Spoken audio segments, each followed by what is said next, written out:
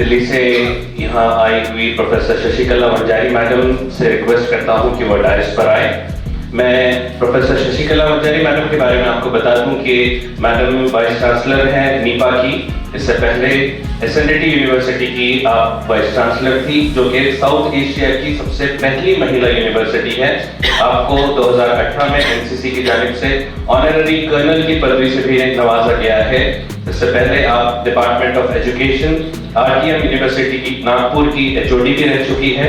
Madam को 35 years का academic contribution का एक्सपीरियंस है।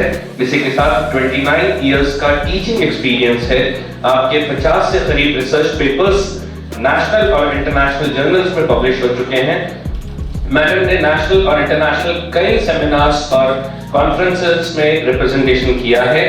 250 से ज्यादा एकेडमिक लेक्चर्स है मैडम के। इसी तरह 16 से ज्यादा बच्चों ने मैडम के अंडर में पीएचडी कंप्लीट किया है। आप सिलेबस कमेटी की और टेक्स्ट बुक फ्रेम कमेटी की भी चेयरमैन रह चुकी है और यूजीसी की कई कमेटीज के ऊपर आपने एज अ चेयरमैन भी काम किया है, एज अ मेंबर भी काम किया है। मैडम का बहुत वास्ट से प्रणाम करती हूँ। माननीय श्री दादाजी भुसे, शालेय शिक्षा मंत्री महाराष्ट्र राज्य, वर्तमान में उपस्थित आदरणीय साबळे सर, आदरणीय दराडे मैडम, डायरेक्टर सर प्रकाश मुकुल, मेरी सहकारी doctor Charu Smita Malik, doctor Jyotitai Kulkarni, Yogesh, because Yogesh was very instrumental to bring all of us to this auditorium. हमारे प्रिंसिपल, शिक्षणाधिकारी, principal Government College of Education और आप सभी, मैं आपको नए साल की शुभकामनाएं देती हूँ। खरं तर महाराष्ट्र कोणीतरी बोललं सर प्रकाश मुकुंद सरांनी तर फारच म्हणजे गदगद झाली मी की महाराष्ट्र माहेर आहे तुमचं।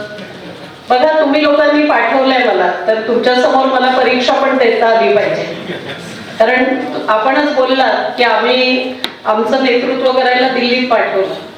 आता दिल्लीचा किल्ला सर केल्यानंतर परत इथे येऊन आपल्याला आपली परीक्षा द्यावी लागेल, म्हणजे माझी, आणि मी ती तुमच्या समोर देते, कारण तुम्हाला पूर्णपणे माझं मूल्यमापन करण्याचा अधिकार आहे, कारण तुमची आहे मी।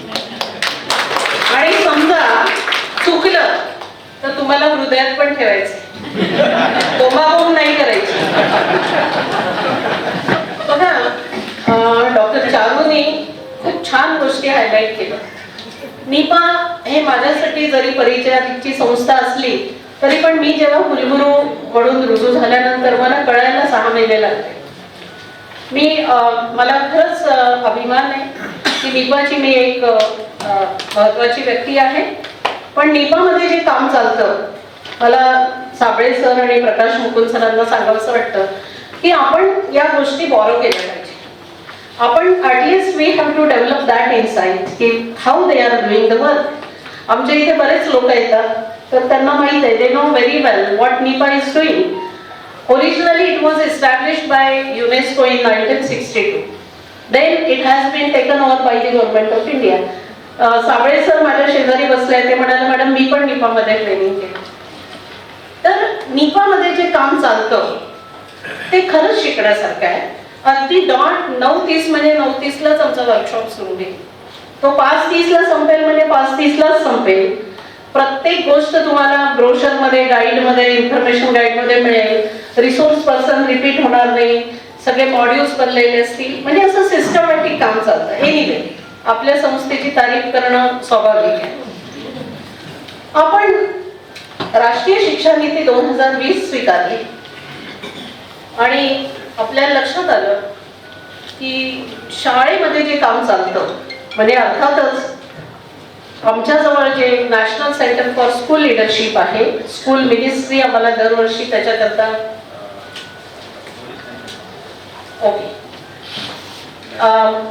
Government of India school ministry जो हमें अनुदान देती है, हिंदी बोला अशी रिक्वेस्ट है। ये अनुदान और देश भर में 30 से ज्यादा हमने स्कूल लीडरशिप एकेडमीज इस्टेब्लिश की। मित्रों, आपको बताने के लिए खुशी होती है क्योंकि both of us, our institute and NCERT, they are in the same campus, but no one competes with NIPA. We have our own identity. बहुत बार लोगों को एक कंफ्यूजन होता है कि NCERT कैंपस में NIPA है, थोड़ी दिन के बाद आपको हमारा एक अलग ओरा दिखेगा, हमारी बिल्डिंग बन गई है और बहुत ही अच्छे से हम लोग हमारी आइडेंटिटी लेकर आगे चलेंगे। भाई, शिक्षा नीति क्या है? 2020 की नीति कुछ अलग है, कुछ अलग बोल रही है। फिर कोठारी कमीशन का क्या हुआ, न्यू एजुकेशन पॉलिसी का क्या हुआ, तो मुझे याद आता है, हम सभी जानते हैं कि कोठारी कमीशन में एक बड़ी टैगलाइन थी, the destiny of India is being shaped in हर क्लासरूम। अभी थोड़ा सा एक पहला ही पैरा पढ़ोगे नीति का, तो उसमें एक बहुत अच्छी लाइन दी है, we have to instil the spirit of being an Indian. वहां कहा था कि भारत का भविष्य कक्षा में होने वाला है, निर्माण करना है। और आज हम पॉलिसी में ये बात कर रहे हैं कि हमें सबको लगना चाहिए कि मैं भारतीय हूँ, हमारे आने वाले बच्चे, उनको ये फीलिंग आना चाहिए कि मैं भारतीय हूँ। तो आप मेरे को पूछ सकते हैं कि वेयर वी आर रॉन्ग। अभी देखिए, मनपा के स्कूल ने बहुत जय जय महाराष्ट्र माझा, क्या हुआ हमको स्फुरण आलं, ज्यादा मराठीत स्फुरण म्हणतो, हिंदी में मेरे को मालूम नहीं, स्पिरिट कहेंगे हम इंग्लिश में, जय जय महाराष्ट्र माझा। हम सब मिलके, सब स्टेट, हमारे 30 स्टेट्स बाहर जाएंगे तो हम हमारा भारत महान बोलेंगे, है ना? तो ये स्पिरिट की बात है और ये स्पिरिट आना चाहिए। मुझे याद है कि स्कूलों की किताबों में प्रतिज्ञा दी, भारत माझा देश आहे, सर्व भारतीय माझे बांधव आहे, विविधतेनं नटलेल्या संस्कृतीचा मला अभिमान है। क्यों बोलते थे हम लोग? क्या होता था उससे? देखिए, भारत की एक खुद की पहचान है। 25 खत्म हो गए, 26 में आए। 25 को न्यूज आ रही थी कि we are at 4th in और with reference to our economy. Next आने वाले समय में 3rd इकोनॉमी होने वाली। जब डोनाल्ड ट्रंप के बाजू में जिनपिंग, उसके बाजू में जर्मनी का राष्ट्राध्यक्ष और राइट साइड में हमारे मोदी जी खड़े थे, हमें देखिए सबको गर्व हुआ कि हम चौथे नंबर पे हमारी इकोनॉमी लाके रखे। तो उसका दृश्य स्वरूप कॉन्क्रीटाइजेशन यदि देखते हैं तो हमें पता चलता है it is not only because of contribution of our honourable PM, but contribution of last person who belongs to village, who belongs to tribe, who belongs to Kerala, who belongs to Manipur, who belongs to Meghalaya। और ये सबके प्रयासों से हम लोग यहाँ तक पहुँचे।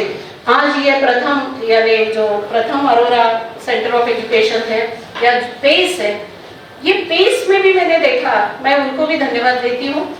पहले तो मैं नीपा को धन्यवाद देती हूँ कि उन्होंने नीपा से आग्रह करके यहाँ ये प्रोग्राम किया। तो कहने की बात है, मुझे जो विषय दिया है कि नेतृत्व, विकास और भारतीय ज्ञान परंपरा, मैं इस पे आती हूँ क्योंकि समय कम पड़ेगा। मैंने प्रतिज्ञा को उदाहरण आपके सामने रखा है। हमारा क्या ऑब्जेक्टिव था, क्या उद्देश्य था प्रतिज्ञा कहने का? प्रतिज्ञा कहने का और कहलवाने का ये उद्देश्य था कि सब बच्चे हमारे भारत के बारे में जाने।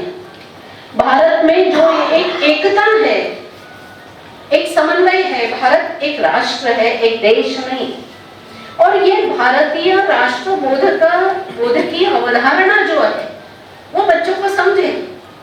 पर हम देखते हैं आज कि हमारा ब्रेन ड्रेन हो रहा है, बच्चे जा रहे हैं बाहर, कुछ मालूम नहीं उनको देश में क्या हो रहा है, माता पिता ओल्ड एज होम है, बहुत सारी चीजें, उस पर मैं ज्यादा बहस नहीं करूंगी। मैं 2 या 3 उदाहरण आपको देकर why it is needed to integrate IKS component in our curriculum, pedagogy, etc. etc. वो मैं बताने की कोशिश करूंगी क्योंकि मुझे वो विषय दिया गया है। मैंने बहुत अच्छे से क्लैरिफाई किया कि destiny of India is being shared in हर क्लासरूम, और अभी हम लोग कह रहे हैं कि we have to instil the spirit of being Bharatiya. अभी देखिए, अपने सामने 2 सर्कल आप निकालिए। थोड़ी ये चालू है ना, बहुत बार वर्कशॉप लेके तो मुझे भी थोड़ी वैसी आदत हो गई। 2 सर्कल जस्ट इमेजिन करिए आप अपने सामने। एक सर्कल है इंडिया का और दूसरा सर्कल है भारत का।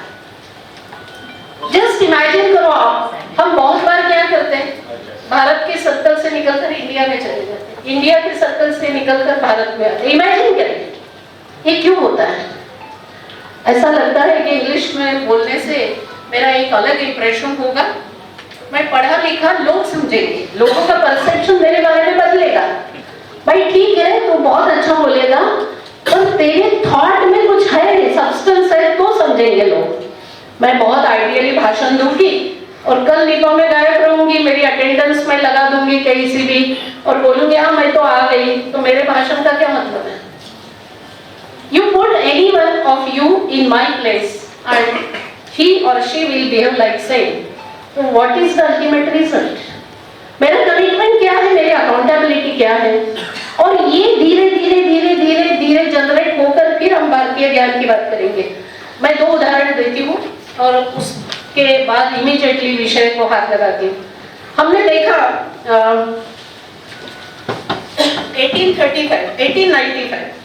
1895 में नाम सुना होगा आपने, आचार्य प्रफुल्ल चंद्र रे स्कॉटलैंड के एक बहुत ही एडिनबर्ग यूनिवर्सिटी से पढ़ के आए। उनको आप फादर ऑफ केमिस्ट्री भी बोलते हैं। हमारे बच्चों को मालूम होना चाहिए या नहीं कि भाई हमारे यहाँ भी बहुत बड़ा नाइट्राइट पे काम करने वाला साइंटिस्ट भारत का स्कॉटलैंड जाता है, हिंदू बंगाल केमिकल्स या हिंदू केमिस्ट्री का बुक लिखता है और पूरी पढ़ाई उसकी स्कॉलरशिप के आधार पर होती है। वो भारत वापस आता है, अभी उनका जो ओरिजिन है वो बांग्लादेश में है। फिर भी आचार्य प्रफुल्ल चंद्र रे विदेश में पढ़ने के बाद भारत में आए। उनको एक बहुत बड़े कन्वेंशन में बुलाया गया और बताया कि आपको बोलना है। उन्होंने कहा मैं आपका जो भी आपकी मेरे बारे में जो अंडरस्टैंडिंग होगी कि मैं स्कॉटलैंड से पढ़ के आया हूँ, बहुत विद्वान हूँ, तो मैं इंग्लिश में नहीं बोलूँगा। ये शायद मुझे लगता है, मुझे पूरी जानकारी नहीं है कि ये हटाया भी गया है, यानी दस्तावेज में से इसको निकाली गई है ये चीज, क्योंकि हमारे पे जो एक ब्रिटिश इम्पैक्ट था वो ऐसा था कि हमारे बहुत सारे चरित्र जो थे, पर्सनालिटी जो थे, हमारी जो परंपरा थी, ज्ञान था, उसको छुपाया गया। मुझे पूरी जानकारी नहीं है, पर आचार्य प्रफुल्ल चंद्र रे ने डिनाई किया। मैं इंग्लिश में बात नहीं करूंगा, मैं मुझे बुलाना चाहते हो तो केवल और केवल मैं इंग्लिश में बात नहीं करूंगा, मैं हिंदी में बात करूंगा। आपको स्वीकार है तो मैं आऊंगा, नहीं तो नहीं आऊंगा।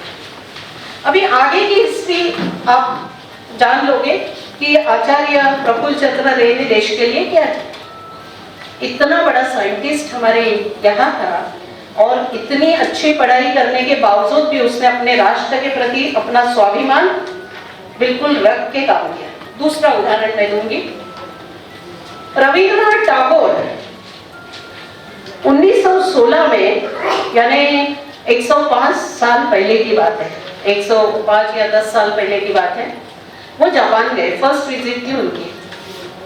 आप में से कुछ लोग जानते भी होंगे कि वहां के बच्चों ने और इंटेलिजेंट एक जो कम्युनिटी थी, उन्होंने उनको डिनाई किया सुनने के लिए। उन्होंने कहा कि हम टैगोर जी को नहीं सुनेंगे। आपको मालूम होगा 1913 में शायद नोबेल पारितोषिक मिला गीतांजलि के लिए। और रीजन क्या किया, बहुत सारे रीजन दिए कि हम इनको क्यों नहीं सुनना चाहते हैं। एक रीजन उसमें था कि ये डिफीटेड कंट्री का नागरिक है।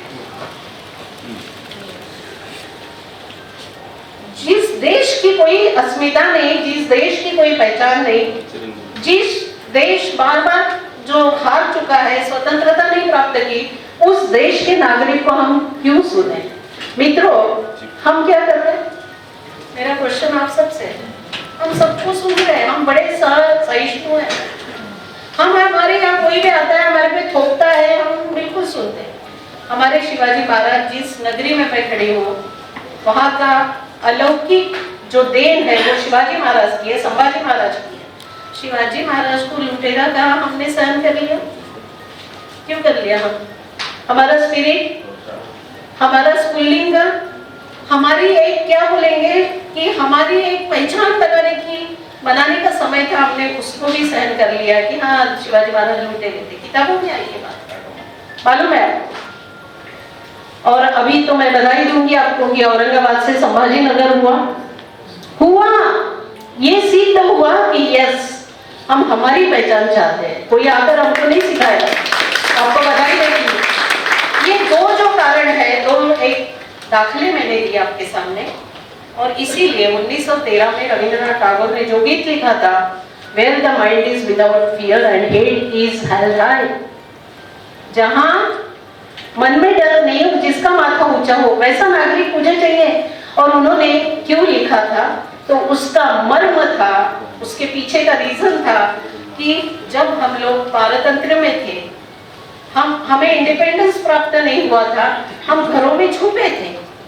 हमें ध्यान में आता है कि भगत सिंह कितने साल का था जब फांसी हुई, और दिल्ली यूनिवर्सिटी अभी जहां है वहां भगत सिंह को रखा गया था, तलगल बेसमेंट में रखा था। मुझे भी अभी पता चला कि वो बिल्डिंग है जहां डीयू के वाइस चांसलर्स बैठते हैं, वहां नीचे उनको रखा था। वो व्यक्ति का व्यक्तित्व देखिए, उन्होंने जेल में रहते हुए भी डायरी लिखी, और हर डायरी का पन्ना हमको प्रेरणा देने वाला है। उन्होंने रोया हुआ इतिहास नहीं लिखा। क्या मैं शिक्षाविद कहलाती हूँ? मैं एक भगत सिंह बना सकती हूँ क्या? एक भक्त शिवाजी मैं तैयार कर सकती हूँ स्कूल में से? मैं खुद को लीडर कहलाती हूँ। आप सभी मेरे सहकारी हैं, मित्र हैं, विचारों से शिक्षाविद हो। क्या एक भगत सिंह, एक चंद्रशेखर आजाद, एक सुभाष चंद्र बोस, एक वल्लभ भाई पटेल बना सकते हैं हम लोग? और ये सब चीजें जब आती हैं आंखों के सामने, तब प्रकाश ओझल होने लगता है कि हम तो ऐसा कुछ भी नहीं कर रहे। लीडरशिप की बहुत सारी थ्योरीज आई होंगी, हमें क्वेश्चन करते हैं कि लीडरशिप के थ्योरीज में भारतीय लीडरशिप क्यों नहीं? अभी कल की बात नीपा में डिस्कशन चल रहा था, हमने इस्टेब्लिश ही नहीं किया कि शिवाजी महाराज लीडर थे, संभाजी लीडर थे, आपले सरदार वल्लभदाचा एक सरदार। आम्ही बरेचदा आम्हाला नाही समजलं की आम्ही इंडियाच्या सर्कलमध्ये एंट्री घेतो। नहीं ये हमारे यहाँ ऐसा ही चलता था, आप जो कह रहे हैं ना वो बिल्कुल सही है। आणि जेव्हा मग आम्हाला काही दुष्परिणाम भोगायला मिळाले, नाही आमची परिवार पद्धती किती चांगली होती, कोविड मध्ये तर आम्ही त्याच्याचमुळे वाचलो, आणि मग माझा मुलगा आणि सून माझ्याजवळ राहतात, हे तर आमचंच आहे ना, हे आमचे संस्कार आहे, आम्ही लागलीच भारत या सर्कलमध्ये। मित्रांनो, आपल्याला IKS डिव्हिजन पण आमच्याकडे निपाकडे आलेला आहे, त्याच्यामुळे मी तुम्हाला सांगू इच्छिते, आज पूर्णपणे परदेशामध्ये परदेशातले लोक they are eager to learn our Indian system. आणि विशेषतः आम्ही सगळं देऊ, हो, पैसे देऊ, ज्ञान देऊ, इन्स्ट्रुमेंट देऊ, एअरक्राफ्ट देऊ, सगळं देऊ, पण परिवार व्यवस्था आम्ही नाही देऊ शकत, ती आमची आहे। आणि परिवार व्यवस्थेचा जर तुम्ही विचार केला तर this is the biggest USP of Bharat.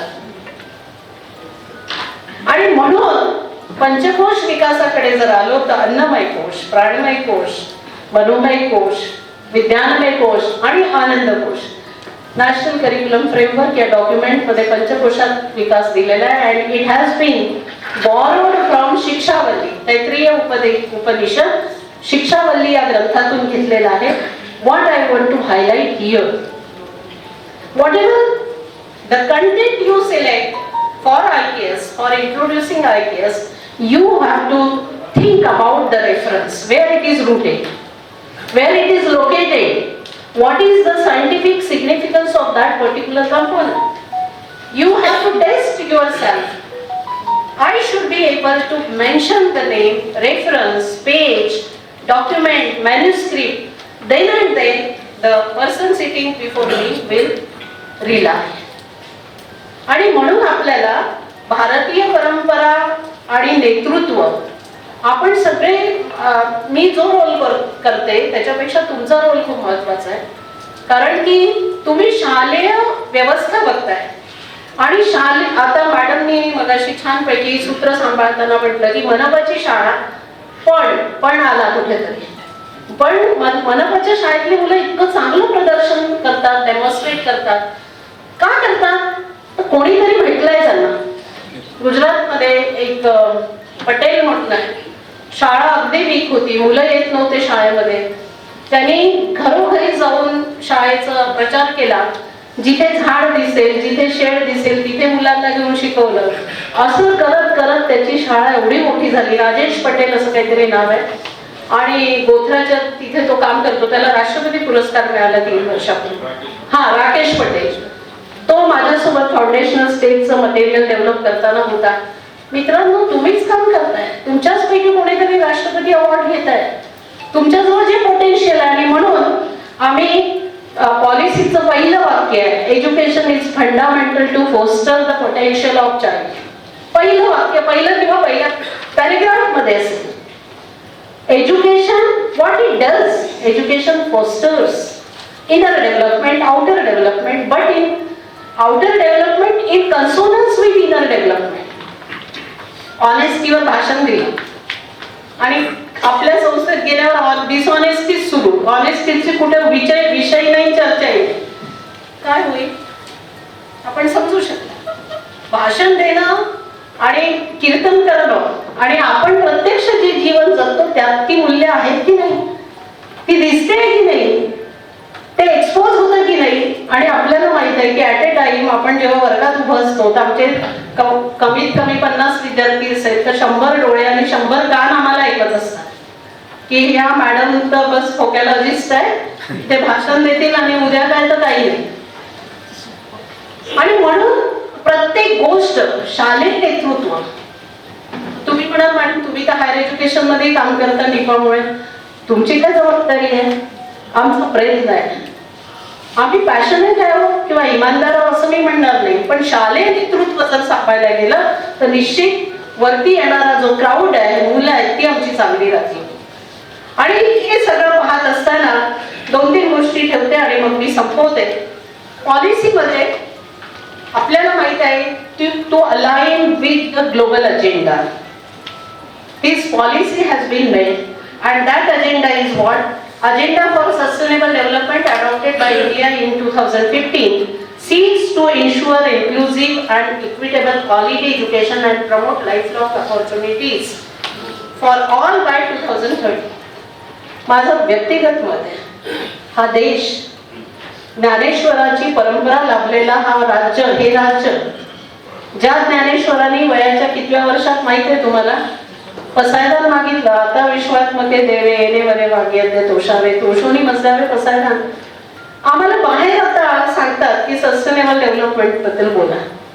आमच्यामध्ये इनहेरंटली या गोष्टी आहे. IKS आहे आमचं, आमच्या व्हॅल्यूज तशा आहे. सूर्याला अर्घ्य देणं या आमच्या व्हॅल्यूज आहे, आमची परिवाराची पद्धती आहे. पण सायंटिफिकली सांगा, जर तुळशीला पाणी का घालायचं तर लोक म्हणतील अरे हे काय IKS आहे, ही कोणती परंपरा आहे, हे कोणते ट्रॅडिशन्स आहे, याचा काय संबंध लावतात? तर you should have that competence to justify why you are doing that particular ritual. आणि मग आपल्या लक्षात येईल की यस, आम्ही समोरच्याला पटवून देऊ शकलो पाहिजे. ही माझी पद्धती आहे, ही माझी जीवन पद्धती. अन्नमय कोश काय आहे? अन्नमय कोशामध्ये सांगितलेलं आहे की मुलाला किंवा त्या बालकाला कसं जेवण असलं पाहिजे, कसं जेवण दिलं पाहिजे. प्राणमय कोश का आवश्यक आहे? आणि सगळ्यात शेवटचा आहे आनंदमय कोश. हे जर आम्ही सगळे 4ही कोश सांभाळले तर 5वा कोश जो आहे तो त्या विद्यार्थ्याचा विकास करणारच राहील, त्याला आनंद येईल. आज आपण फेसबुक उघडा, झोप येत नाही, असं रील येईल ना की झोपेसाठी काय करावं, फेसबुक बंद करा. पहिल्यांदा आम्ही ते फेसबुक मनसोक्त पाहिलं आणि आता मात्र आम्ही परत त्याच्यावर येतो की फेसबुक बंद करा. म्हणजे आम्हाला कुठे शांतीच नाही. आणि म्हणून आमची जी दिनचर्या आहे ती दिनचर्या आमची परंपरा होऊ शकते, तो आमचा आधार होऊ शकतो. आणि त्या आधारावर आम्ही सांगू शकतो की Bharat is totally different. You have to learn from us. की शालेय नेतृत्व ज्यांच्याकडे आहे ते भविष्य निर्माते आहे. मी सुरुवातीला सांगितलं तुम्हाला की destiny of India is being shaped in हर classroom. Now we have to instil the spirit of being Bharatiya, being Indian म्हणणार नाही. तर मग ते very easy to take entry from circle of India to Bharat. मला वाटतं सफिशियंट आहे आणि खूपसं बोलता येईल. फक्त एक गोष्ट मी सांगते तुम्हाला की हे डॉक्युमेंट होण्याच्या आधी राष्ट्रीय शिक्षा नीतीचं पहिलं डॉक्युमेंट निपामध्ये तयार झालं. लांबलचक 400 पानाचं डॉक्युमेंट होतं आणि त्याच्यामध्ये श्री अरविंद असेल, श्री रवींद्रनाथ टागोर असेल, विवेकानंद असेल, हे सगळे उदाहरणं त्यात होते. आणि म्हणून आम्ही निपामध्ये काम करत असताना आमच्या समोर एक क्वेश्चन विचारतात की काल परवाच आम्ही डिस्कस केलं निपामध्ये बसून की लिडरशिपचे सगळे वेस्टर्नच मॉडेल आहे. आता आम्हाला एस्टॅब्लिश करावं लागेल की यस, शिवाजी लीडर होते, शिवाजीमध्ये नेतृत्व होतं, शिवाजी चांगले ऍडमिनिस्ट्रेटर होते, शिवाजीमध्ये समन्वय होता, शिवाजी लोकांचे मन समजून घेत होते. ह्या सगळ्या गोष्टी आम्ही जोपर्यंत इस्टॅब्लिश करत नाही तोपर्यंत समोरचा आमच्यावर विश्वास करणार नाही. मित्रांनो, एक शेवटचं बोलून मी थांबते की आपल्याला माहित आहे की अरविंदोनी इंटिग्रल एज्युकेशनची गोष्ट केली आणि ते इंटिग्रल एज्युकेशन नंतर काही वर्षानंतर पंडित दीनदयाल उपाध्यायांनी तो विषय मांडला की शरीर, मन, बुद्धी आणि आत्मा याचं शिक्षण झालं पाहिजे. आणि आज आपल्याला लक्षात येतं की जेव्हा आपण हँड, हार्ट आणि हेडचा विचार करतो आणि सगळ्या गोष्टींचा विचार करतो तेव्हा आपल्याला या चारही गोष्टींमध्ये समन्वय साधता आला पाहिजे. जेव्हा जेव्हा तुम्ही IAS चा विचार कराल, मी सांगितल्याप्रमाणे नाही तर इतरही रेफरन्सेस उपलब्ध आहे. आपल्याला त्याच्यामागचं लॉजिक, त्याच्यामागचं विज्ञान, जसं मी आचार्य प्रफुल्लचंद्र रेचं उदाहरण तुम्हाला दिलं, आपल्यापैकी किती लोकांना माहीत होतं नव्हतं, मलाही नव्हतं माहीत, मी पण वाचलं, पाहिलं, शोधलं की एवढे मोठे मोठे रामानुजन आपल्याला माहित आहे, शून्याचा शोध भारताने लावला. पण केवळ तेवढं होऊन होणार नाही, त्याच्या पलीकडे जावं लागेल, त्याच्या पलीकडे आपल्याला अभ्यास करावा लागेल, अध्ययन करावं लागेल आणि सगळ्यात महत्त्वाचं म्हणजे इस्टॅब्लिश करावं लागेल. आपण जोपर्यंत ती गोष्ट स्थापित करत नाही तोपर्यंत दुसरी मंडळी आपल्यावर विश्वास ठेवणार नाही. मला वाटतं इथे थांबावं कारण अधिकारी पण सर पण आलेले आहेत. आपण छानपैकी प्रतिसाद दिला आमच्या निपाच्या NCSL ला. मी आपली मनपूर्वक आभारी आहे. विशेषतः निपा आणि निपा प्रकाश मुकुल सर, महाराष्ट्र शासन आणि ज्योती मॅडम, थँक्यू.